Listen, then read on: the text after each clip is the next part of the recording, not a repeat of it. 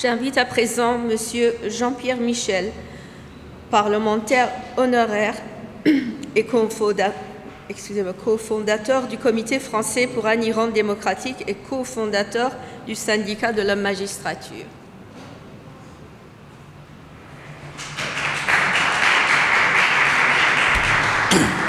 Monsieur le maire du 1er arrondissement, mesdames, messieurs, chers amis, depuis les années 1930, il y a eu de nombreux massacres dans l'histoire.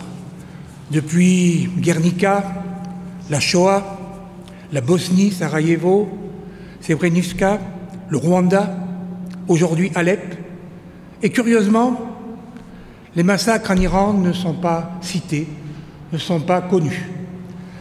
Il est vrai qu'ils ont été cachés pendant des années, 28 ans, 30 ans, jusqu'à ce que dernièrement, ils aient été rendus publics. Alors, les faits sont connus. Les faits sont connus. Ils sont même revendiqués par l'ayatollah Khomeini à l'époque, son fils, 30 000, peut-être plus, opposants politiques, moudjahidines du peuple pour la plupart, qui avaient été condamnés, qui étaient en prison, ont été exécutés. Hommes, mais aussi femmes et enfants. Et d'ailleurs, lorsqu'on demande aux autorités comment il faut faire avec des femmes enceintes, etc., on répond « faites comme vous voulez, mais il faut les exécuter ». Les auteurs sont connus. Les auteurs sont connus.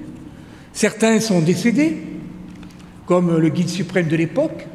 D'autres sont toujours aux affaires, puisque le ministre même de la Justice du gouvernement Rouhani est un des 3 exécuteurs, je dirais, le triumvirat qui procédait à ces exécutions et qui les commandait. Il est aujourd'hui ministre de la Justice. Quant au président Rouhani, comment, lorsqu'il l'a nommé ministre de la Justice, pouvait-il ignorer ces faits? Alors, ce grand massacre, eh bien, ce grand massacre qui s'ajoute aux autres, doit être sanctionné, comme l'a dit à l'instant Henri Leclerc. Et je crois qu'il faut aujourd'hui dire dans cette mairie du 1er arrondissement, au cœur de la capitale, au cœur de Paris, du Paris des libertés, je dirais, il faut dire à notre gouvernement que ce n'est pas Citroën ou Renault qui font la politique de la France en Iran. Et que d'ailleurs, ces entreprises ont la main dans le sang. Je le dis comme je le pense. On la main dans le sang. Il faut que notre gouvernement, avec d'autres, je vois que Jean-Marc Ayrault a pris des initiatives pour la Syrie, qui malheureusement ont été tout de suite barrées dans l'œuf par le veto de la Russie, il faut que notre gouvernement saisisse, avec d'autres, par une résolution, les Nations Unies.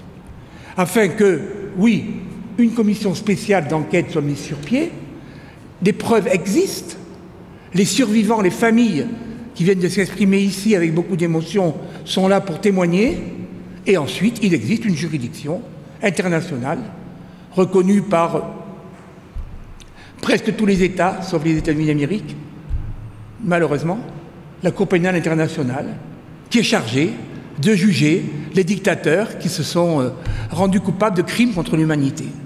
Voilà aujourd'hui ce que nous devons dire. Aujourd'hui, en cette journée mondiale contre la peine de mort, je crois qu'il faut interpeller très clairement notre gouvernement, comme d'autres interpelleront peut-être le leur, les gouvernements démocratiques, pour que justice soit faite, pour que ces morts sans sépulture ne soient pas morts pour rien, et pour que nous leur rendions ce qui leur est dû, c'est-à-dire la reconnaissance et la justice. Et que, également, nous fassions un pas vers ce que nous souhaitons tous, c'est-à-dire un voyage en Téhéran sous un régime démocratique. Merci.